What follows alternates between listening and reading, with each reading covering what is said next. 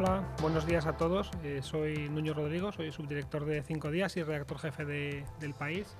Quería daros a los tres la bienvenida y agradeceros haber acudido esta mañana a una nueva edición, a un nuevo desayuno de Foro Futuro. Foro Futuro, como sabéis, es el Observatorio de Tendencias Económicas creado por Santander y 5 días, que llevamos ya muchos años trabajando haciendo este camino juntos y que en este 2024 que ya termina ha sido modernizado. Hemos tenido este nuevo formato audiovisual.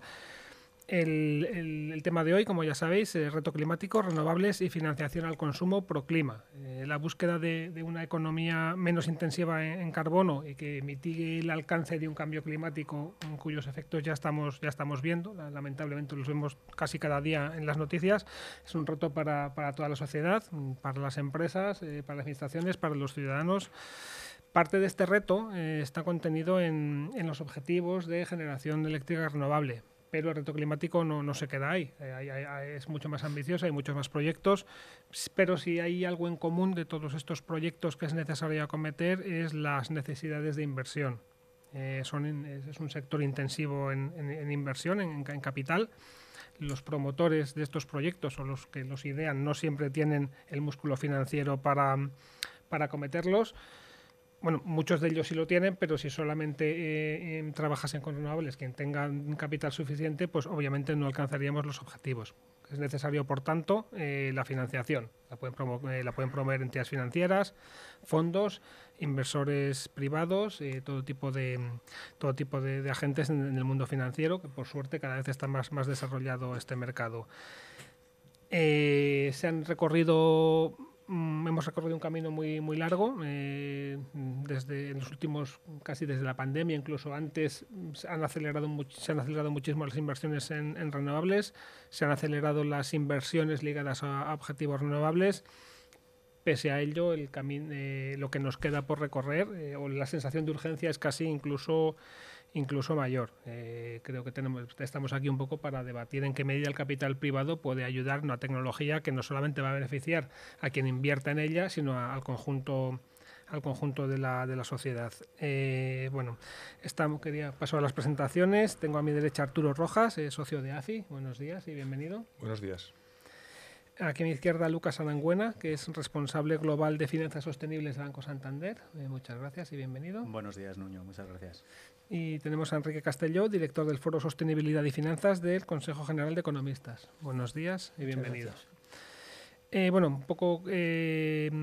Tenemos más o menos una hora para debatir, así que no me voy a enrollar yo más. Sí que os quería comentar que esto me gustaría más que fuera un diálogo entre vosotros, que sois los expertos, a que fuera una entrevista a 3 personas, así que cuanto más espontáneas sean vuestros comentarios y si queréis salir al paso de alguna cuestión que yo no haya preguntado, pues muchísimo mejor. Sí que quería un poco para centrar el debate. ¿Cómo veis la situación actual, el punto de situación? ¿Cómo está avanzando España hacia sus objetivos de descarbonización en 2030, 2050? Si creéis que vamos a tiempo, ¿cómo vamos? Sí, pues si queréis, pues en principio el balance es francamente optimista. España, para nuestro orgullo, es uno de los países de referencia en la incorporación de energías renovables. Ha sido también una conjunción de elementos de inicio muy temprano, en la década de los 90, cuando empiezan los Project Finance con renovables. También hay que reconocer la respuesta muy positiva del sector financiero, que desde el primer momento estuvo con financiación de proyecto, con financiación de capital, apostando por un sector que en esos momentos pues había incertidumbres, y también la apuesta, digamos, de país, ¿no? de conseguir que España pues tuviera, con ese potencial que ya se percibía de radiación solar, de territorio, de potencial eólico, pues una referencia industrial, ¿no? Y el balance ha sido exitoso. Ahora mismo en todo el mundo pues tenemos referencias de empresas y de proyectos. En cuanto a los objetivos de descarbonización y de reducción de emisiones, pues España también lidera en lo que sería la parte de renovables, y tenemos también el mérito de que lo estamos haciendo un poco con nuestro acondicionamiento de isla energética. Es Es decir, que aquí un poco lo que tenemos que hacer desde la creación del mercado eléctrico en el año 98, pues ha sido, digamos, apostar por esta transformación de una energía fósil a una energía renovable. La referencia más clara ha sido la publicación del PNIEC, del Plan Nacional de Integrado de Energía y Clima, que la presentación a mediados de año pues incrementó espectacularmente los objetivos de instalación de renovables. Es decir, el último plan, que había sido del año 91, pues se había quedado, digamos, sobrepasado por la respuesta de las empresas y por la respuesta de los sectores renovables, ¿no? O sea, que en principio los objetivos son alcanzables. Evidentemente es un camino muy difícil. Yo creo que tendremos ocasión de hablar de todos los eslabones de la cadena, que son muy complicados y hay problemas de todo tipo, pero el balance actualmente es muy positivo. Y ahora estamos en una situación, yo creo, muy interesante, porque hay que seguir apostando por la inversión en renovables, pero empiezan a surgir pues, los problemas, digamos, ya técnicos, ¿no? Problemas no tanto de sector, sino de cómo transformar digamos, la forma en la que vivimos, ¿no? que de alguna forma ha sido un proceso de muchas décadas y ahora lo tenemos que hacer pues, en 5 años o en 6 años, en 2030, y luego en 2050, cuando ya tenemos que ser una economía de emisiones cero, ¿no? Muchas gracias. Pues sí, a ver, coincidiendo con Arturo y por poner a lo mejor algunas cifras, ¿no? A ver, el objetivo de España en descarbonización, que lo mide dentro del contexto del Fit for 55 que llevó a cabo la Comisión Europea, es bajar las emisiones en España desde 1990 al final de esta década en un 32%. A fecha de hoy, por poner números, hemos bajado un 4%. Frente a 1990, pero es verdad que llegamos a un pico en el 2005. Entonces, desde el 2005 hasta el 2030 hemos bajado aproximadamente un 30% las emisiones, con lo cual yo diría que estamos en senda para llegar a los objetivos 2030. Hablábamos de Net Zero 2050, yo creo que tenemos que fijarnos metas intermedias, porque si no el 2050, aunque está a la vuelta de la esquina, se nos va a hacer muy lejano, ¿no? Sin embargo, yo creo que hay temas que tenemos que tener muy presentes, ¿no? Yo creo que lo primero, si bien es verdad lo que dice Arturo, que hemos impulsado muchísimo la producción de energías renovables en España, a día de hoy todavía 3/4 partes de la energía que utilizamos en España viene de combustibles fósiles, el 73% para ser más preciso, ¿no? Seguimos importando el 70% de la energía que consumimos en España, ¿vale? Yo creo que son datos importantes que reflejan el tamaño de la oportunidad que tenemos por delante, ¿no? Y cuando hablamos de descarbonización, yo creo que es importante señalar que no solo es la oferta energética, sino también la demanda, ¿no? Es decir, tenemos que descarbonizar el sector energético, tenemos que descarbonizar de manera muy importante también la demanda, es decir, los sectores industriales, ¿no? Y ahí hablamos de cómo descarbonizar sectores como el acero, como el cemento, como la industria química, como el transporte marítimo, transporte aéreo, etcétera, ¿no? Con lo cual, yo lo que diría es que todo esto cuando introduces dentro de la ecuación la oferta y la demanda, a lo que nos estamos enfrentando es una disrupción tecnológica increíble que va a llevar a cabo, que va a demandar unas inversiones muy relevantes, donde España tiene activos únicos que le van a permitir liderar esta transición. Tenemos, y Arturo hacía referencia, tenemos esa energía eólica y esa energía solar como no la hay en el resto de Europa. Tenemos otros activos como puede ser una infraestructura ya construida que se puede reutilizar para esta nueva economía sostenible.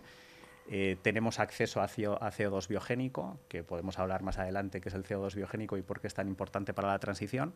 En definitiva, tenemos grandes elementos que van a permitir a España liderar, pero tienen que ocurrir varias cosas, ¿no? Necesitamos un marco estable, necesitamos acelerar ciertos procesos, sobre todo el proceso ligado a la permisología de inversión, y necesitamos de alguna manera apoyo del sector público en colaboración con el sector privado para que todo esto salga adelante, ¿no? Con lo cual, en definitiva, yo creo que estamos en la senda, yo creo que tenemos una oportunidad extraordinaria en España para poder liderar la descarbonización, pero se tienen que dar varias circunstancias para que esto pueda ocurrir, ¿no?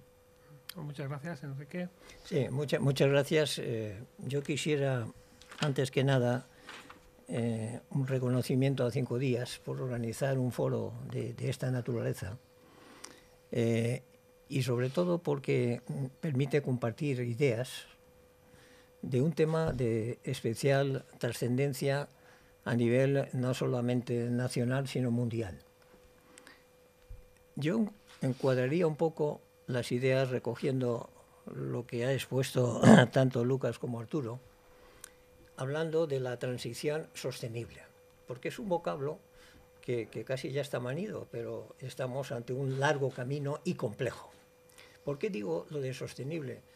Porque comprende de una manera lo que es el clima, lo que es la energía y lo que son las finanzas.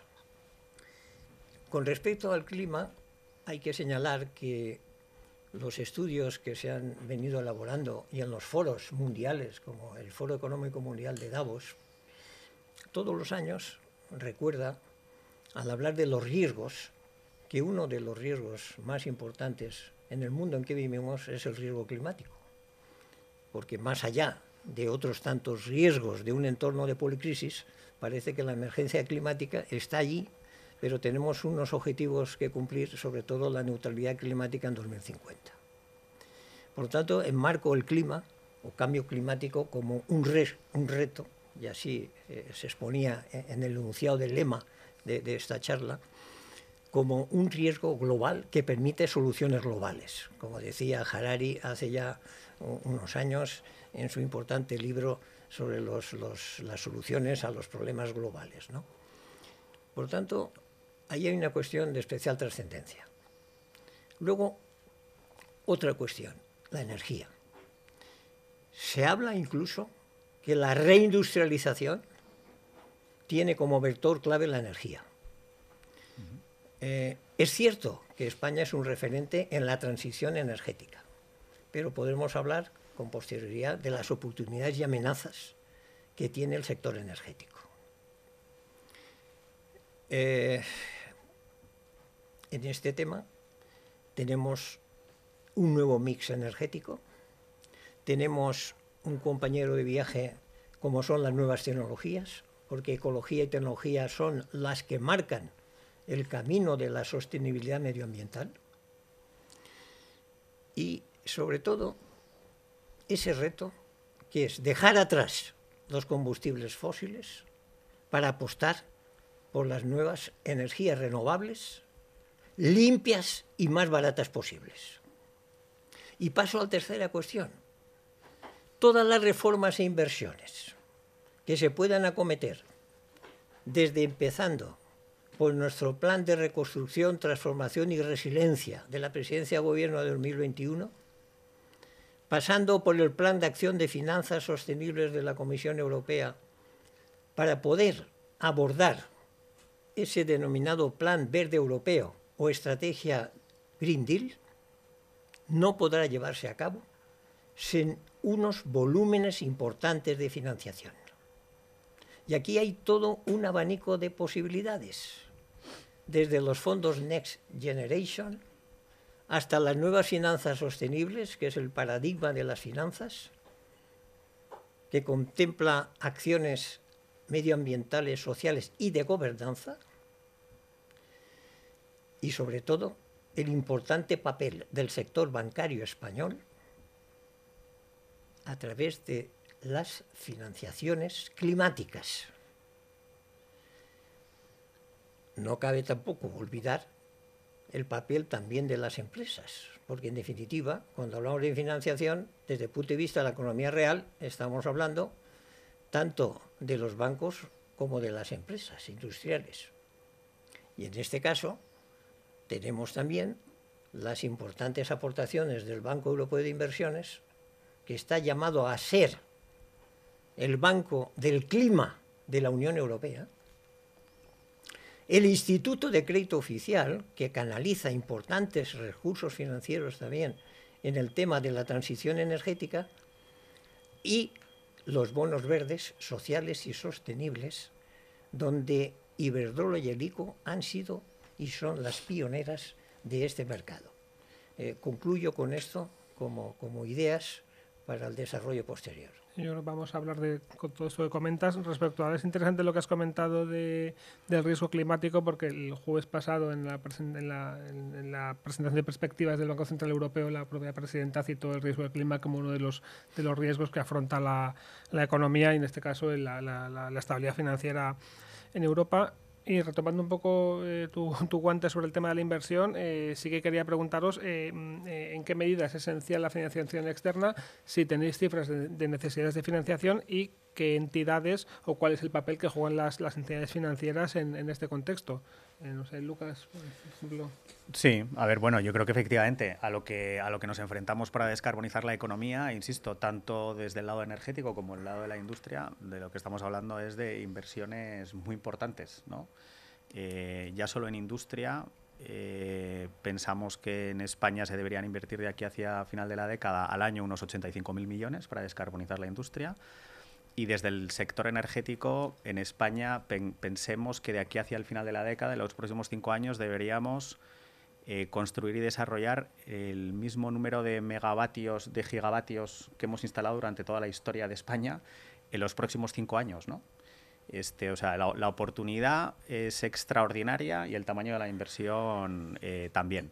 Y efectivamente, para hacer estos proyectos viables necesitas pues, los distintos contribuyentes de capital, desde los fondos propios, que son los sponsors y los desarrolladores de los proyectos, como las instituciones financieras privadas, como puede ser el Banco Santander, y ahora si quieres hablamos del resto de instituciones financieras. Enrique hacía relación también al rol que van a jugar los bancos supranacionales y los Multilateral Development Banks, como el Banco Europeo de Inversiones, como puede ser el ICO en España, y en definitiva vamos a necesitar todas las aportaciones de capital necesarias. Esto, desde el Banco Santander, para que nos hagamos una idea, en la primera mitad de año, que son las únicas cifras que hemos publicado, hemos hecho 33 operaciones solo en renovables. Hemos sido en esta primera mitad del año, y como lo hemos sido en años anteriores, el mayor financiador de renovables del mundo. Tenemos una cuota de mercado de más del 6% en energías renovables y tenemos una ambición muy importante de llegar a movilizar 220.000 millones de euros de aquí hacia final de la década, ¿no? Y no estamos solos. Yo diría que el resto de bancos europeos tiene un compromiso similar al nuestro, que es, en definitiva, acompañar a nuestros clientes a conseguir sus retos de descarbonización y sus ambiciones ligadas al Acuerdo de París, ¿no? Y yo creo que fundamentalmente la banca europea, yo creo que tiene la sostenibilidad, yo diría, no únicamente como una oportunidad de negocio adicional, sino en muchas instituciones financieras. Yo lo que veo es que es una prioridad estratégica dentro de los bancos, ¿no? Sí, en línea con lo que dice Lucas, la combinación de estructuras de capital es fundamental en energías renovables, porque son intensivas en capital y necesitan cubrir todos los segmentos, tanto de fondos propios como de deuda, ¿no? Es decir, los accionistas por sí mismos, los promotores, no tienen capital y tampoco lo financiarían al 100%, y necesitan ese complemento de deuda, porque la deuda es de alguna forma como un respaldo a la credibilidad del proyecto. Es decir, cuando el accionista presenta su proyecto de renovable o de transición energética o de energía y consigue financiación ajena, con financiación además sin recurso, es decir, que no tiene que poner el lado del accionista, es el respaldo de que el proyecto es viable. De hecho, por ejemplo, el ICO, el BEI, Santander, cuando respaldan un proyecto, pues generan más interés por parte de los accionistas. ¿Y qué se pide? Digamos, ahí el punto es que la proyección es una financiación a muy largo plazo, teniendo en cuenta que estamos hablando de más de 10 años, con lo cual tienes que tener visibilidad de lo que serían los ingresos y los márgenes que puede conseguir el proyecto. Visibilidad, estabilidad, es decir, que no haya sorpresas. Yo creo que es un sector que se tiene que mover sin sobresaltos, que es lo que, digamos, más asusta a los inversores, y queremos estabilidad en nuestros ingresos, y luego una rentabilidad suficiente, que ahí un poco también está la clave de cómo satisfacer al espectro de capital, ¿no? a la rentabilidad que realmente dé confianza para invertir a largo plazo. Los problemas a la hora de financiación siempre es la incertidumbre en ese flujo de caja, ¿no? que tiene a largo plazo, y que para financiar renovables tenemos que tener una visibilidad absoluta de cuál va a ser la generación de caja del proyecto. Se está haciendo porque los proyectos se pueden financiar con ese digamos, con esa expectativa de que tenemos una producción, el famoso P50, ¿no? Decir, yo, pues al final, ¿con qué me muevo? Con una probabilidad, en renovables y en energía siempre hay incertidumbre, eso es inevitable, pero que de alguna forma podamos tener esa perspectiva de precio. Y tiene especialmente mérito, porque aquí un poco, digamos, el elefante en la habitación es que hay una completa incertidumbre sobre cuáles van a ser los precios futuros de la energía, tanto de la energía eléctrica como de la energía, las moléculas verdes. Hay esa duda. Es decir, hemos visto en los últimos años, desde la pandemia, un incremento de la volatilidad en el precio de la electricidad brutal. Es decir, estuvimos décadas con un mercado que era literalmente una balsa de aceite, nos movíamos entre 40 euros megavatio hora, 60 euros megavatio hora, y estuvimos 20 años, ¿no? Y realmente los operadores confiaban en que era digamos, un nivel de precios estable. Recuerdo que en algún momento, cuando el precio tocó 100 euros megavatio hora, hubo una revolución en el país, de cómo es posible, esto no puede ser, hay manipulación, en fin, las compañías, tal. Ahora tenemos precios de 150, de 130, y lo consideramos absolutamente normal. Pero es que además, en los últimos, este año 2024 ha sido absolutamente crítico en lo que sería la evolución de los precios de la energía. Porque si en la pandemia fue un shock de demanda, es decir, que de alguna forma los precios se situaron, recuerdo, en 20 euros megavatio hora, que fue también como una especie de cataclismo. Es decir, bueno, podemos convivir con este nivel de precios.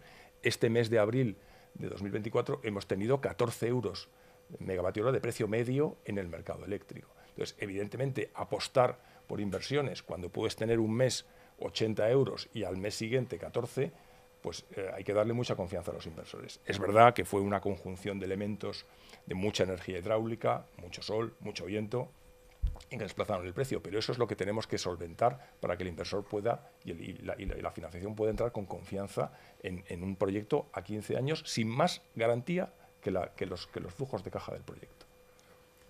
Muy bien, muchas gracias. Sí, en ese punto, que para mí es un punto crítico, vaya por delante el importante papel que está jugando el sector bancario español en la financiación de la transición energética. Como los datos también ilustran las palabras, como bien ha indicado Lucas, por parte del Banco Santander, el cual no cabe ninguna duda en cuanto a su esfuerzo financiero en un ámbito de especial trascendencia bajo el binomio rentabilidad-riesgo. Pero yo creo que hoy, en el tema de las finanzas sostenibles, hay que buscar también el impacto positivo que esos recursos se transfieren a la sociedad. Y por aportar algún dato más de otras instituciones, más que nada por ver cuál es ese compromiso de las instituciones financieras en la transición energética, citaría, por ejemplo, el BBVA con su compromiso 2025, que implica apoyar las finanzas verdes, las infraestructuras sostenibles, el emprendimiento social y la inclusión financiera. Es decir, que más allá de lo que es la sostenibilidad medioambiental, está la sostenibilidad social y la sostenibilidad de gobierno corporativo. Es decir, cuando yo antes hablaba de las finanzas sostenibles, bajo los criterios de sostenibilidad ASG o en inglés ESG, básicamente a día de hoy el lugar prioritario son las finanzas medioambientales, pero tenemos como asignaturas pendientes la S de social y la G de gobernanza, porque son tres pilares que son las que sustentan el término de sostenibilidad o la transición hacia una economía sostenible. Otro ejemplo podría ser CaixaBank, que en su nuevo plan de sostenibilidad 2025-2027 prevé movilizar 100.000 millones de euros en finanzas verdes, que no está nada mal, pero quizás sea una institución, por su origen como modelo de caja de ahorros en su día, no deja de atender, sino cada vez más en sus presupuestos a través de la Fundación La Caixa, dedicar 600 millones de euros para los temas de carácter eminentemente social. Y por no cansar en cifras, recordar el libro verde sobre finanzas sostenibles de España, que sobre esta temática dice que hay 3 actores claves: sector público, sector financiero y sector empresarial. Y matizo una idea, que sería un error pensar que solo el sistema bancario debería solucionar los problemas complejos como plantea el cambio climático y la transición energética. Es decir, que afecta a todos: gobiernos, empresas, particulares, instituciones y la sociedad. Por lo tanto, no hay que olvidar que además de la economía medioambiental está la economía circular, que es la hermana mayor de la economía sostenible, y la movilidad sostenible. Temas como la gestión de residuos y del agua en la economía circular y sobre todo el tema del vehículo eléctrico en la movilidad sostenible. Todo esto abre un abanico importantísimo de necesidad de recursos financieros que si no existen no podemos mejorar la competitividad. Y ahí tenemos los informes Letta y Draghi que recientemente muestran un ejemplo de dirección estratégica de la empresa. No quiero extenderme más. No, es que precisamente os quería preguntar sobre un poco lo que viene a contar el informe Draghi. Habla de la transición energética como un vector de reindustrialización. No sé si lo has mencionado tú o tú, ya no lo recuerdo. Digamos, además del reto climático, es un efecto secundario positivo, en este caso para Europa, y un tercer elemento positivo, lo has mencionado tú, no directamente, la autonomía estratégica. Desde la pandemia hemos visto una volatilidad en los precios de la energía, problemas de abastecimiento de determinados materias primas como el caso del gas. Ahora mismo se está viendo en partes de Europa, en el norte sobre todo, cómo el encarecimiento repentino de la energía está provocando unas ondas de choque sobre el conjunto del tejido empresarial. Esto, las implicaciones van mucho más allá, y quería preguntaros un poco qué significa para España o cómo lo podemos recibir. Sí, pues sí.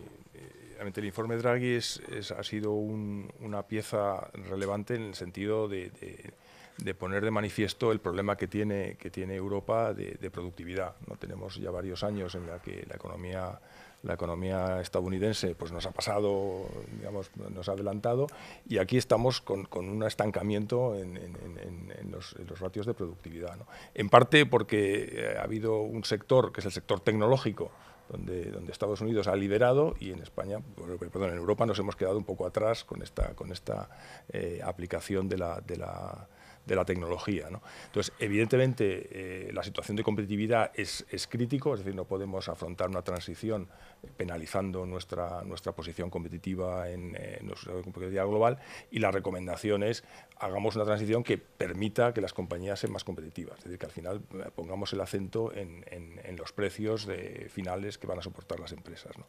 El informe es muy extenso y realmente apuesta por la parte de energía por lo que ya se está haciendo. Es decir, yo creo que en España el balance que hacemos es positivo, en el sentido que no ha habido ningún punto en el que nos llame la atención. En relación a lo que comentaba Enrique, que me parece muy interesante ese cambio de cultura, que además tiene que favorecer socialmente a la transición, las empresas también han puesto en sus objetivos el poder exhibir esa energía limpia, ¿no? Y una parte importante de cómo se están financiando los programas, la descarbonización, es a través de los certificados de origen, ¿no? Que de alguna forma la compañía quiere tener ese punto de exhibir, ¿no? el componente verde, ¿no? En la parte del informe Draghi, quisiera destacar también el acento que pone en la investigación y desarrollo, en el I+D. Es decir, que al final tiene que ser la innovación, a no perder el punto de innovación, que en algún caso pues hemos cedido la parte de tecnología tanto a China como a Estados Unidos, la que lidere ese punto de desarrollo y de aplicabilidad, ¿no? Claro. Sí. Efectivamente, yo creo que el informe de Draghi pone de manifiesto de una manera extraordinariamente contundente la falta de inversión que ha habido en Europa durante los últimos años, ¿no? Y yo creo que lo pone de manifiesto en un contexto donde hay una fractura también geopolítica y donde hemos visto que el problema de la sostenibilidad se vuelve mucho más multidimensional, diría yo, ¿no? O sea, ya no estamos hablando únicamente de descarbonizar, estamos hablando también de reindustrializar, estamos hablando de prosperidad, estamos hablando de autonomía energética, estamos hablando de valor añadido y de I+D. Y nosotros, desde el Banco Santander, efectivamente pensamos que la prosperidad económica es una condición para avanzar hacia la sostenibilidad. Es decir, es muy difícil acompañar la sostenibilidad, invertir en procesos de descarbonización si no hay una prosperidad económica que acompañe, que dé visibilidad, y hablaba hace un momento Arturo de esto, si no da visibilidad a los inversores, si no hay una demanda del sector productivo por esa energía verde, etcétera, etcétera, ¿no? Y es interesante en el informe de Draghi, que hablan un poco las 4 estaciones de Vivaldi que se habla en Europa ahora, ¿no? Que son las 4 estaciones de Draghi, en ese informe, donde hay un sector que lo llama los sectores de alta prioridad, que son todos los sectores ligados a todo lo que tiene que ver con innovación y todos los sectores sostenibles y de energías sostenibles, ¿no? Y lo marca como aquí es donde Europa tiene la oportunidad y la necesidad de liderar a futuro, ¿no? Con lo cual, efectivamente, yo creo que es algo que pone de manifiesto el hecho de que la descarbonización y la sostenibilidad es una palanca de cambio y que es la oportunidad para Europa para reindustrializarse, para avanzar en ese desarrollo económico con la sostenibilidad como motor de fondo, ¿no? Y en España hacía alusión hace un minuto, si Draghi hablaba de 800.000 millones de euros de inversión anuales, el déficit de inversión anual que tenemos en Europa, en España ese déficit seguramente sea alrededor de un 10%, ¿no? No podemos perder de vista que, por ejemplo, si vemos las estadísticas del valor añadido bruto del sector industrial, Europa se ha mantenido más o menos plano. España, en los últimos 20 años, hemos perdido un 20% de valor añadido bruto en el sector industria. Y ahora mismo nos situamos alrededor de un 12% frente a una Europa que está alrededor de un 16%. O sea, tenemos una oportunidad, insisto, de reindustrializar, de invertir en nuestro país para fomentar esa prosperidad, ese empleo de valor añadido y esas industrias de valor añadido, ¿no? Continuando con estas ideas que me parecen de vital importancia, yo creo que ha llegado el momento, tanto para España como para Europa, de apostar por esa llamada reindustrialización. Ahora, ¿cómo se lleva a cabo este proceso tan importante para mejorar nuestra competitividad?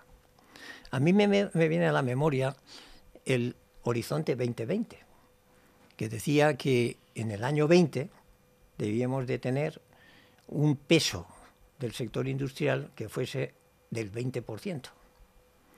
Es verdad que ha quedado atrás el Horizonte 2020 y de inmediato, por décadas, uno piensa en el Horizonte 2030 que está ahí al lado. Y entonces, ¿qué sucede? Que aún estamos muy por debajo de cumplir ese objetivo. Por lo tanto, hay que actuar, hay que emprender y hay que aprender. Y sobre todo, debemos de esforzarnos utilizando los resortes que, aparte de esas lecciones que aporta los informes antes citados, porque nos indican que para mejorar nuestra competitividad y dentro del sector energético, que es uno de los que pone el punto focal estos informes de Letta y de Draghi, como es el de la energía, junto con telecomunicaciones, infraestructuras, etcétera, nos marcan el camino. ¿Para qué? Para una mayor autonomía estratégica y para una mayor resiliencia y, sobre todo, mejorar la competitividad. Esto no es fácil, pero si tenemos los mimbres para hacer el cesto, sin ninguna duda, de la mano de la nueva ley, precisamente de autonomía estratégica de nuestro país, que marca cómo reducir la burocracia, pensando no solo en las grandes empresas, sino en las pymes, porque nuestro tejido industrial está formado precisamente por más del 98% de las empresas de pequeña y reducida dimensión. Y mediana dimensión, aunque hay algunas medianas, como las empresas familiares, que tienen volúmenes muy importantes a través de el bien hacer en la gestión empresarial que se mide en la cuenta de resultados. Por tanto, tenemos ahí unas señales de alerta que nos están indicando qué es lo que tenemos que hacer y qué medios debemos de poner en marcha. Y entre esos medios, aparte de los recursos humanos, tenemos los medios financieros una vez más. Y traigo aquí una cita de la Alianza por la Competitividad de la Industria Española, que indica: reclama un fondo de financiación que debería contar con una aportación anual de 2.500 millones de euros. Es decir, hablamos de muchas cifras, hablamos de muchos millones de euros, pero hay que saber gestionar muy bien precisamente esos recursos. Y cuando antes hablaba yo de las instituciones financieras, no quiero olvidarme de una iniciativa en buena dirección como es FinReps, que es sencillamente un centro de finanzas sostenibles y responsables, liderado por todas las patronales bancarias, fondos de inversión e incluso seguros. Quiere decirse, una vez más, que no se pueden acometer proyectos si no hay recursos financieros para abordarlos. Y un claro ejemplo es la financiación climática, que fue el lema de la COP29 celebrada en Bakú el mes pasado. Sí, yo creo que es interesante señalar, volviendo al informe Draghi, ¿no? ¿Cómo se ha traducido el informe Draghi o cómo se está traduciendo el informe Draghi en España, ¿no? Bueno, el martes pasado el Consejo de Ministros aprobó lo que se llama la Ley de Industria, y ahora le han puesto un apellido, y autonomía estratégica. Yo creo que es importante señalar cómo ya el informe Draghi venía por ahí de esto va de industria, pero va de autonomía estratégica, y hago alusión a lo que decía antes de esa fractura geopolítica en la que estamos viviendo, ¿no? Es interesante señalar que la Ley de Industria anterior data de 1992, es decir, tiene 30 y tantos años. Pensemos cuánto ha cambiado el sector industrial en los últimos 35 años, ¿no?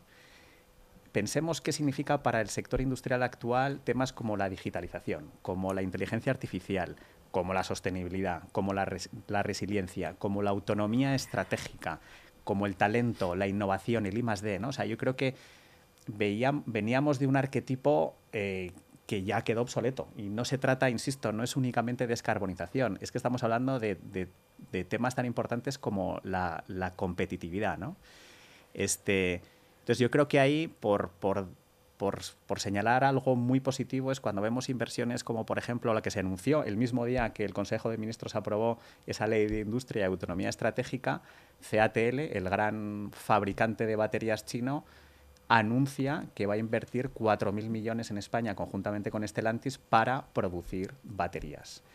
Para apoyar un sector de la automoción, que es un sector de la automoción que hoy produce un 10% menos de vehículos de los que producía en la década anterior. O sea que tenemos que saber subirnos a ese carro de innovación y de esas nuevas tecnologías para poder, ya aunque solo sea, mantener el tejido industrial que tenemos hoy, porque necesariamente la demanda y los productos están cambiando y tenemos que seguir invirtiendo en ese sentido, ¿no? O como a finales de verano Microsoft, que después de haber hecho una inversión de 1,6 billones o 1.600 millones de euros, por hablar en castellano, 1.600 millones de euros en un data center en la Comunidad de Madrid, anuncia que va a invertir otros 6.500 millones de euros en otro data center en Aragón, ¿no? Yo creo que la pregunta es cómo crear ese marco legal y regulatorio donde tanto grandes actores españoles como grandes actores internacionales vean que España tiene los activos y el marco regulatorio legal y fiscal para promover la inversión. Y yo creo que, vamos, nosotros recibimos con optimismo esta ley de industria que yo creo que era necesaria y que esperemos se vaya decantando en acciones un poco más concretas, ¿no? Porque en sí mismo no puedes, si no avanza en medidas concretas, terminaría siendo únicamente una declaración de intenciones, ¿no? Sí, hay un tema muy interesante, el que mencionas de reindustrialización, que es la caída, el estancamiento que tenemos en el consumo de energía eléctrica. Estamos en niveles actualmente equivalentes a hace 20 años, que realmente estamos hablando de electrificación, y la electrificación no se ve por ningún sitio. Es decir, el consumo está cayendo. Evidentemente, ¿qué hay detrás de esa atonía, ¿no?, en el consumo eléctrico? Pues la desindustrialización, o sea, grandes consumidores que ya no están aquí. Ese es el punto, digamos, básico. Ha habido algo de eficiencia, hacemos lo mismo con menos energía, y hay una parte también de autoconsumo, que en los últimos años ha arañado parte de esa demanda. Pero la reindustrialización es una carta que hay que jugar sí o sí, es decir, que la demanda tiene que aumentar. Tenemos que aumentar el peso de la electricidad, que es lo que permite electrificación y descarbonizar, para conseguir que esos objetivos, digamos, sostenibles se cumplan, ¿no? Y de momento no se ha visto. Y curiosamente, en los 2 últimos años, cuando ha habido esta explosión de demanda eléctrica, de repente las empresas han dicho, oye, podemos cambiar procesos, podemos pasar de fósil a renovables, los centros de datos, ¿no? ¿Dónde nos instalamos? En un país estable, cerca de las comunicaciones. Somos una isla energética, pero no somos una isla en telecomunicaciones. Podemos transmitir datos a cualquier parte del mundo, y la demanda ha saturado la capacidad de respuesta del sector. Es decir, ahora mismo no hay capacidad para absorber toda la demanda potencial que hay. Evidentemente, y todavía recuerdo los reproches que se hacían a la red eléctrica cuando sobreinvertía en redes, entre comillas. Decía, está usted invirtiendo demasiado. Recordar el límite que se puso en la pasada crisis, decir, oye, vamos a parar las inversiones en redes porque esto afecta a la tarifa, son peajes, al final el consumidor lo tiene que pagar. Ahora mismo eso tiene que cambiar radicalmente, es decir, tenemos que mover toda la cadena de la electricidad, desde la generación hasta el consumidor, y dentro y en medio están las redes, para conseguir dar respuesta a esa demanda industrial que, digamos, no se ha visto en los últimos años. Es decir, claro, invertir cuando el consumo te cae todos los años no parece muy justificado. Y además es importante porque cuando un proceso en los sectores de mucho coste fijo, como es el sector energético, el crecimiento de demanda es fundamental, es el gran alivio, el que te saca de la crisis, ¿no? Cuando el hacer una transformación con la demanda, digamos, está estancada o incluso cayendo algo, es muy complicado. La transformación se hace mucho mejor cuando tienes una respuesta por parte de la demanda. Entonces, evidentemente, el informe Draghi, las perspectivas de Europa es reindustrializar, evidentemente a lo mejor no trayendo siderurgia y cemento, es decir, que no creo que tampoco sean sectores que queramos o que tengan intención de volver, pero sí cambiando el proceso a inteligencia artificial, sostenibilidad, digitalización, telecomunicaciones, que va a estar en esa transformación de la sociedad en los próximos años. Hombre, yo diría manteniendo también siderurgia y cemento, por supuesto, porque somos uno de los 3 primeros productores de acero y de cemento de Europa, y yo creo que, lejos de perder esos sectores, no digo a lo mejor traer más capacidad industrial, pero desde luego al menos mantener esos sectores, y para mantenerlos vamos a tener que descarbonizarlos, ¿no? Y yo creo que esa es la gran oportunidad.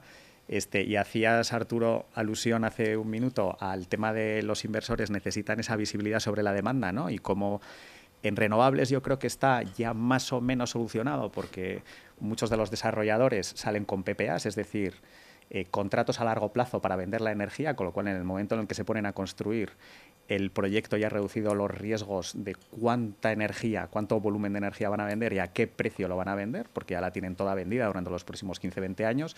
Eso a instituciones financieras como el Banco Santander pues nos da una visibilidad sobre los flujos de caja extraordinario, lo cual nos permite aumentar el apalancamiento. Claro, la pregunta es esa visibilidad en otros sectores, que es donde tenemos que empezar a invertir, porque en renovables llevamos invirtiendo ya desde hace 20 años, con una aceleración muy fuerte durante los últimos 5 o 10 años, pero ahora tenemos que aprender a invertir en otros sectores nuevos, ¿no? Y podemos hablar, y hacías tu alusión, Arturo, hace un minuto, de moléculas limpias, ¿no? Y ahí tenemos el mundo de los biocombustibles, ahí tenemos los mundos del Sustainable Aviation Fuel para descarbonizar el sector de la aviación, ahí tenemos el acero verde, ahí tenemos el cemento verde, ¿no? Claro, en esos sectores todavía no existen esos marcos comerciales de venta a largo plazo. O sea, se cuentan con los dedos de las manos esos contratos de suministro para biometano, por ejemplo, a más de 10 años. O sea, entonces Entonces, ahí es donde tenemos que entrar con mecanismos también público-privados, donde también esas instituciones públicas nos ayuden a reducir ciertos riesgos que los bancos y los desarrolladores no necesariamente somos capaces de asumir, ¿no? Y lo vemos en otros países, como por ejemplo en Holanda, en contrato por diferencias, en todo lo que tiene que ver con sectores de descarbonización y en concreto moléculas verdes. Lo hemos visto en Alemania con programas muy importantes también de contratos por diferencias en hidrógeno verde. Yo creo que tenemos que ser traer un poquito más de innovación y de creatividad financiera para que esos elementos que no nos permiten llevar a cabo todas las inversiones que podríamos llevar a cabo verdaderamente pues puedan llevarse adelante, ¿no? Sí, además hemos mencionado los PPAs, ¿no? Los contratos de compra de energía, que ha sido, digamos, el gran impulso, ¿no?, a las últimas instalaciones de renovables, ¿no?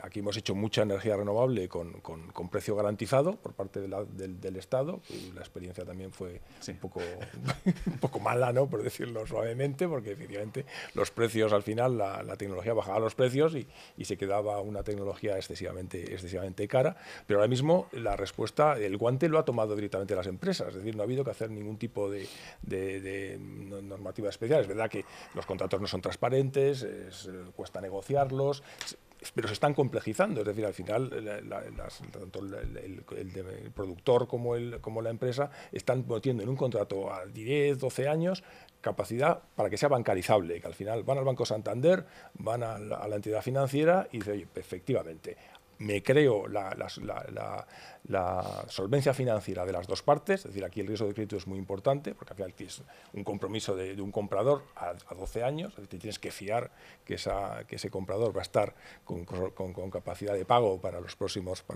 12 años, y a partir de ahí firmamos un contrato privado entre las dos partes, que nos creemos que tú vas a producir energía y yo la voy a consumir. Metemos opciones, metemos derivados. Es verdad que al final ese contrato se parece mucho a los contratos financieros, a los contratos derivados financieros. Ahí, digamos, la experiencia de qué hacemos para cubrirnos del tipo de interés, qué hacemos para cubrirnos del tipo de cambio, se ha traducido a qué hago para cubrirme del coste de la energía, ¿no? Después de la experiencia dramática del año 2022, 2021-2022, con precios absolutamente disparatados, pues las empresas se encuentran muy cómodas firmando un contrato de suministro a largo plazo, que antes decía, ¿para qué? Si el precio de la electricidad es súper estable y lo más que puede pasar es que se ponga a 65 en lugar de a 40. Ahora mismo no, ahora el riesgo es que se ponga a 150. Entonces, esa capacidad de firmar contratos ha sido el gran impulso. Y aquí en España, lo ha habido en Holanda, lo comentaba Lucas, no ha hecho falta hacer subastas por parte del Ministerio. Es decir, la última subasta creo que fue el año 2022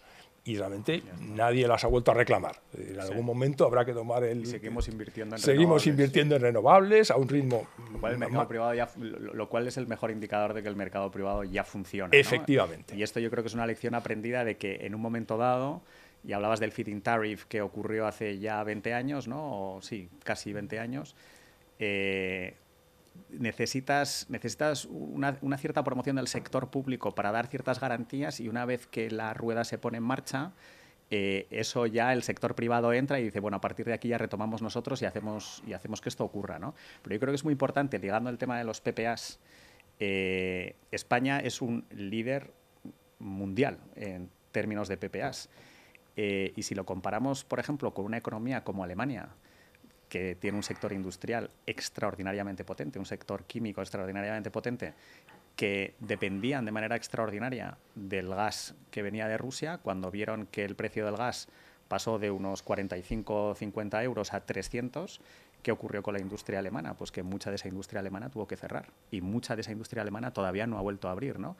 En España empezamos a electrificar procesos, empezamos a invertir mucho en renovables, y esos industriales, que en principio muchos de ellos habían tomado esos contratos a largo plazo, esos PPAs a más de 10 años, más casi por un tema de descarbonización, vieron que esa estabilidad en el precio de la energía les permitió seguir produciendo. Cuando el precio de la energía se multiplicó tras la crisis ucraniana, lo que vimos es que ese camino hacia la sostenibilidad lo que dio fue un camino hacia la resiliencia, que nadie podía haber anticipado, ¿no? Porque fue extraordinariamente sobrevenido, ¿no? Con lo cual hablamos de ese feedback loop positivo donde una cosa te lleva a la siguiente y efectivamente cuanto más descarbonices y más avances hacia la sostenibilidad, más resiliente es tu sector industrial y productivo, ¿no? Sí, bueno, la verdad es que siempre se aprende. Es un foro de aprendizaje y eso es de agradecer. En cuanto al marco regulatorio, una vez en un foro europeo se me quedó muy grabado un vocablo que en inglés es el best regulation. Es decir, que estamos muy acostumbrados a la proliferación de normativas, pero yo creo que lo más importante es que sean de fácil lectura y de simplificación. Y luego viene su aplicación. De hecho, en el Plan Nacional Integrado de Energía y Clima, que es el que manda el rumbo estratégico, se le ha hecho alguna crítica por ser excesivamente ambicioso. Es decir, es como la ley del péndulo. Dejamos un poco stand-by los combustibles fósiles y de repente todo el mundo apostando por las energías renovables. Pero no todo vale. Y de hecho, recientemente ha habido circunstancias convulsivas en bolsa desde el punto de vista de las energías renovables. Hay que ir de forma muy razonada. Es decir, ya Simon hablaba de la racionalidad en la toma de decisiones. Y sobre todo partir de una base sólida. Si no hemos hablado del entorno internacional, es decir, cómo está España con respecto, y dentro de nuestro tren, que es la Unión Europea, con Estados Unidos y China, en el tema precisamente del tema energético. Porque no olvidemos que Estados Unidos en la época anterior de Donald Trump se echó para atrás y se descolgó del Acuerdo de París de 2015, del Acuerdo Financiero Internacional en el tema de las energías, bueno, el tema del cambio climático. Luego, por otro lado, ¿cómo está la competencia con respecto a China? Que tenemos ahí un triunvirato, Unión Europea, Estados Unidos y China, que son los que van a marcar el nuevo orden económico internacional. Por lo tanto, tenemos que reflexionar sobre esas alianzas estratégicas que comparto con Lucas, que son importantísimas, pero sobre todo que haya una concreción y un acuerdo entre el sector privado y el sector público. Porque a veces hay una serie de gaps de comunicación, de interpretación, de enfoques, etcétera, que no dejan avanzar el carro del mundo de la empresa. Podemos hablar de regulación, pero creo que a nuestros oyentes les va a parecer que es muy aburrido. Yo estoy de acuerdo contigo, Enrique, en que creo que en Europa hemos llegado a un punto de sobreregulación, ¿vale? Entonces, yo creo que hay un principio básico importante que es: uno regula, da cierto tiempo a que los mercados se ajusten a esa nueva regulación y después vuelves a ajustar ese péndulo del que tú hablabas, ¿no? Y yo creo que lejos de haber seguido ese camino, lo que hemos hecho ha sido sobreregular. Yo creo que para incluso expertos como nosotros, que nos dedicamos a esto 24 horas al día, 7 días a la semana, es extraordinariamente difícil seguir todas las iniciativas que ocurren a nivel comunitario. Yo tengo un rol global dentro del banco, con lo cual no solo tengo jurisdicción sobre España, sino que tengo que seguir todas las regulaciones que ocurren en países como Alemania, Francia, Holanda, Reino Unido, Estados Unidos. Se nos ha vuelto inabarcable. Entonces, compañías grandes como nuestro IBEX 35 pues tienen los recursos para entender este laberinto que han creado los reguladores de cómo tiene que funcionar el sistema, pero en un país como España, donde tenemos un tejido empresarial muy de pymes, hacías alusión hace un momento hacia la simplificación, ¿no? Yo creo que hemos introducido un nivel de complejidad muy grande y yo creo que es el momento de parar la regulación, ajustar la economía, ver cuáles han sido las consecuencias, tanto positivas como negativas, y algunas que no podíamos prever, y a partir de ahí volver a regular, ¿no? Sí, efectivamente, con lo que mencionáis de la regulación es un caballo de batalla, digamos, difícil de gestionar, porque además tenemos la regulación comunitaria, ¿no?, con la transposición de las directivas, que es de otra complejidad enorme y donde realmente los países miembros se resisten en muchas ocasiones a transponer esas indicaciones, ¿no? Y luego la parte también en nuestro país de los diferentes niveles de Estado, comunidad autónoma, en fin, que también complica bastante, ¿no? No digo ya poniendo impuestos, que es un poco ya disparate, sino que al final se trata de que no haya, como decía antes, de que no haya sorpresas, ¿no?, por parte del inversor, ¿no? Entonces, efectivamente, la regulación es necesaria. Hay un cierto también, por parte de los players, una cierta, lógico también, ¿no?, de suspicacia, ¿no?, ante las actuaciones privadas, es decir, el abuso de posición de mercado, los grandes grupos que pueden, digamos, mover los segmentos, pero como decía Lucas, la mejor forma es que sean los agentes los que hagan, digamos, los que se pongan de acuerdo, es decir, que la regulación, cuando algo tiene que hacerse a golpe de Real Decreto o a golpe de directiva, malo es, ¿no?, porque al final digamos, estás forzando cosas que el propio mercado no está yendo por ahí. Yo simplemente resumiría en 3 ideas importantes. ¿Por qué hay que redefinir la red eléctrica en España? La primera es que se ha quedado pequeña entre el aluvión de peticiones para conectar las instalaciones de hidrógeno, carga de vehículos eléctricos y control de datos. Porque hemos hablado de la innovación tecnológica, pero ahí hay mucho tema de fondo, como puede ser la alianza entre la inteligencia artificial y los centros de datos. La segunda idea, las instalaciones nucleares aportan estabilidad y seguridad de suministros eléctricos. Fijaros bien, cuando se da el ok a la taxonomía verde de la Comisión Europea, no se consideraba la energía nuclear como una energía limpia. Este es un tema de debate importante,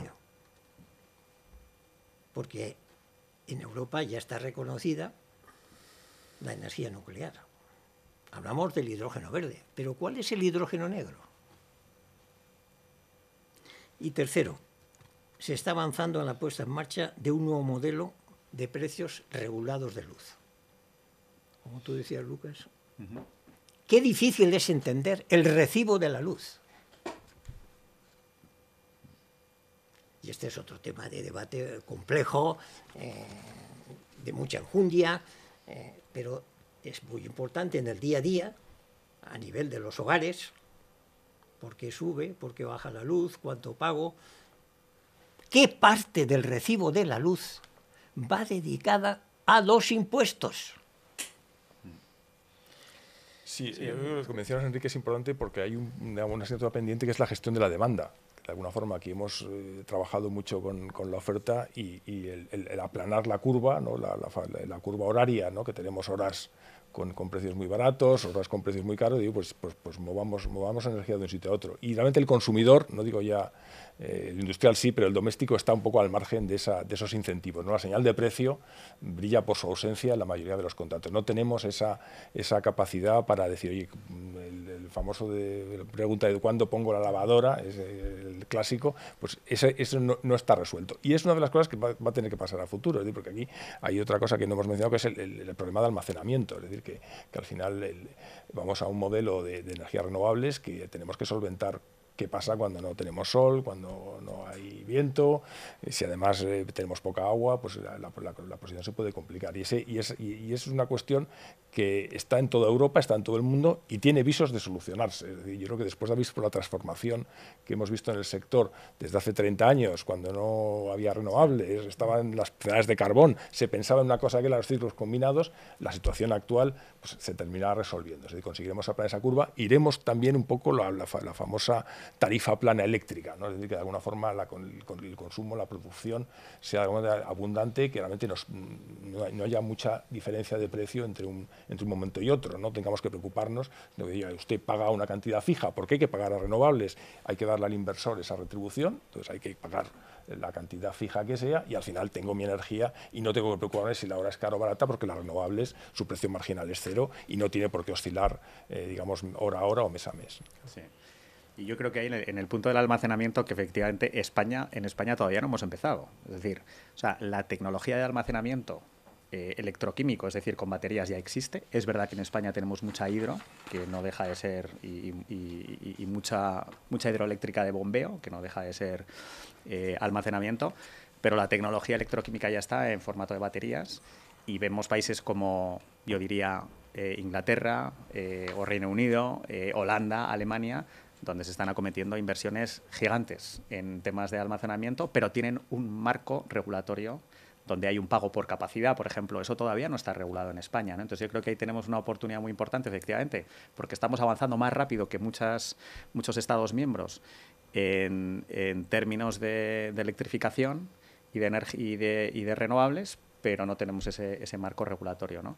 Y con respecto a redes, que hacíamos alusión antes, yo creo que si bien es verdad que en España disponemos o gozamos de una de las redes más modernas y mejor dimensionadas de Europa, cuando hablamos con desarrolladores y con empresarios, cuando tienen proyectos de renovables que quieren verter a la red, es decir, necesitan un punto de inyección a la red, o desarrolladores de proyectos de hidrógeno verde que hacías alusión hace un momento, también necesitan conectarse a la red, ¿no? Y el problema son los tiempos. O data centers, donde los consumos energéticos para los data centers son extraordinarios, ¿no?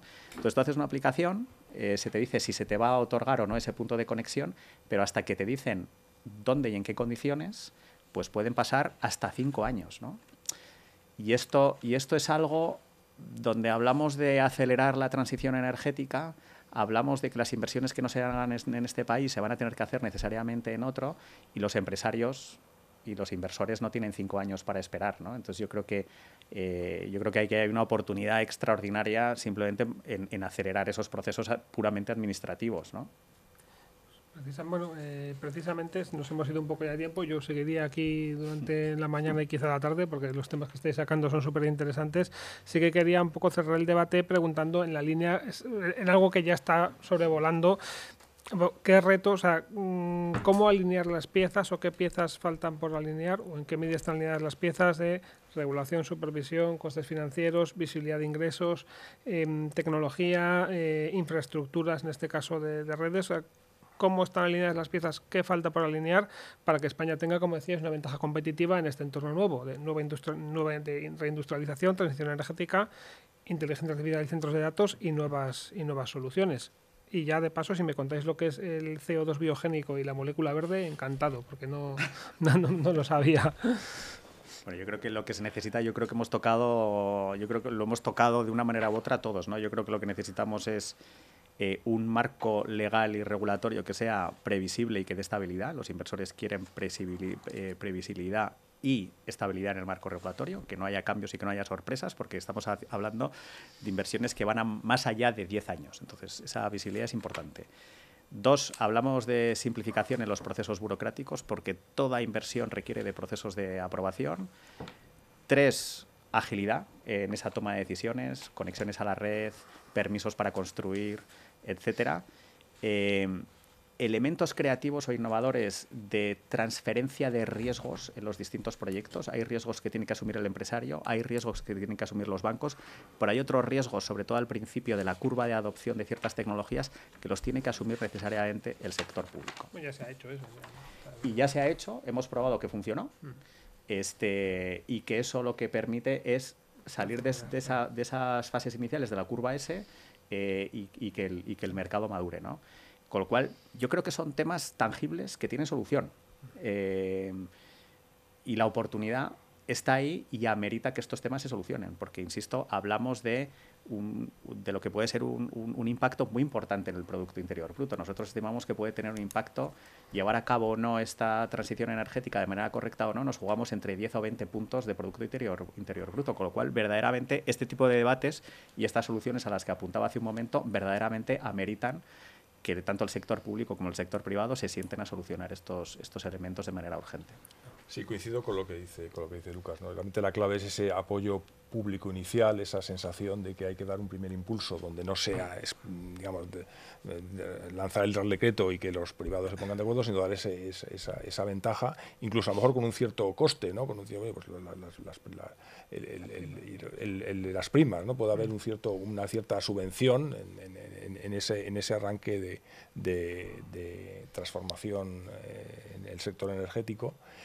Pero la parte fundamental es el tema de procedimientos y de permisos, que aquí es un cuello de botella absoluto, ¿no? Es decir, presentar expedientes y que al año el expediente siga sin abrirse en el organismo correspondiente, pues es frustrante absolutamente para los promotores de los proyectos, y además que frena toda la cadena, porque al banco no puedes ir hasta que no tienes determinados papeles de autorizaciones y de permisos, con lo cual ahí yo creo que el aparato burocrático administrativo tiene que engrasarse, agilizarse para poner unos plazos de respuesta absolutamente estrictos y que se cumplan, ¿no?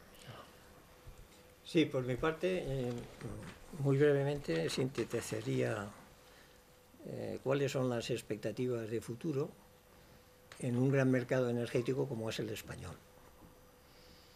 En primer lugar, regulación estable, que lleve a una seguridad jurídica y a una confianza en el inversor desde el punto de vista de la economía real, tanto empresa como particulares. En segundo lugar, movilización de recursos financieros en el ámbito de la financiación climática. Luego, la innovación tecnológica. Ecología y tecnología, como dije al principio, van de la mano.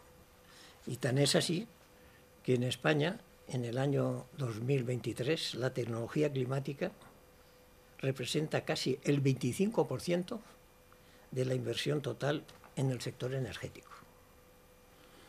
Y luego, otro factor muy importante, y no por ser el último en el enunciado, el capital humano. Nos encontramos actualmente en un desajuste, en un gap impresionante entre lo que es la oferta educativa y la demanda del mercado laboral. Concretamente, puede decirse que los objetivos climáticos podían peligrar ante la falta de 1 millón de puestos de trabajo para el joven talento. Quiero decirte que es un camino no solo largo, sino complejo en la transición energética, pero sin duda alguna es un vector clave para la reindustrialización de nuestro país. Y tendríamos, y por finalizar brevemente ya, ¿puede España aspirar a tener una ventaja competitiva en este aspecto? Sin duda. Sí, con estos mimbres. Sin ningún lugar a duda. Sin ningún lugar a duda. Yo creo que disponemos de todos los activos necesarios para liderar la transición energética en Europa. Y hemos hablado de energía limpia y barata más que en el resto de Europa. Por cierto, disponemos de una de las energías más baratas de toda Europa, aunque muchos empresarios no lo piensen. Tenemos la infraestructura para llevarlo a cabo. Creo que disponemos de en gran parte del marco legal y regulatorio, aunque habría que ajustarlo. Y sin duda yo creo que España tiene una oportunidad única para liderar la transición energética. También, firmáis. Firmamos los tres, ¿no? Me sumo a las ideas que ha expresado Lucas, porque evidentemente, ya lo dije antes, España goza de un gran mercado energético y sobre todo por la eficiencia energética en el diseño y aprovechamiento de los centros de datos, que tiene que buscar el equilibrio con la inteligencia artificial, habida cuenta que esa apuesta por los centros de datos y sobre todo en las instituciones financieras, ese centro de datos implica gran consumo de energía y también de agua. Y por lo tanto es un tema pendiente, pero que es muy útil, al igual que la adopción de las energías renovables en sus distintas dimensiones y también la inversión en innovaciones. Evidentemente en computación cuántica y los algoritmos más eficientes. Y no cabe duda que en el plano de las expectativas tenemos lo de las moléculas limpias, tenemos también lo del mercado de carbono, que se puso de manifiesto en una de las conclusiones de Bakú, de la COP29, y sobre todo no olvidar que estamos hablando de una transición limpia, justa y competitiva. Y decir transición justa implica no solamente los esfuerzos dedicados a la financiación de la energía, sino también apoyado en los impactos positivos que en la sociedad producen esas inversiones financieras. Yo Pues, lo que me perdona. gustaría quizás señalar es que no lo hemos hablado suficiente, es el tema de la urgencia. Esta transición va a ocurrir sí o sí. Y la pregunta es, ¿nos queremos subir al carro o no nos queremos subir al carro? Y las inversiones se están llevando a cabo hoy. Y las que no se lleven a cabo hoy en producción de moléculas limpias, en los data centers, etcétera, las que no se lleven a cabo en España se van a llevar a cabo en otro lado. Pero esto va a ocurrir. Un último apunte, Y ese perdón. énfasis sobre la urgencia yo creo que es muy importante, ¿no? Simplemente yo añadiría un mensaje. Para alcanzar la neutralidad climática en 2050 hacen falta 3 cuestiones de vital importancia: concienciación, compromiso y cumplimiento. Que así sea. Son 3 Cs. Pues nada, ha sido un gusto estar aquí. No sé si te ha quedado a ti algo en el tintero. Ha sido un gusto estar aquí con vosotros, aprendiendo y escuchando opiniones. Y además creo que sois razonablemente optimistas, desde la prudencia, así que me voy de mejor humor. Hoy, muchísimas gracias, ha sido un placer y espero veros pronto. Muchas gracias. Muchas gracias, Nuño. Muchas gracias. Gracias a Gracias. Cinco Días.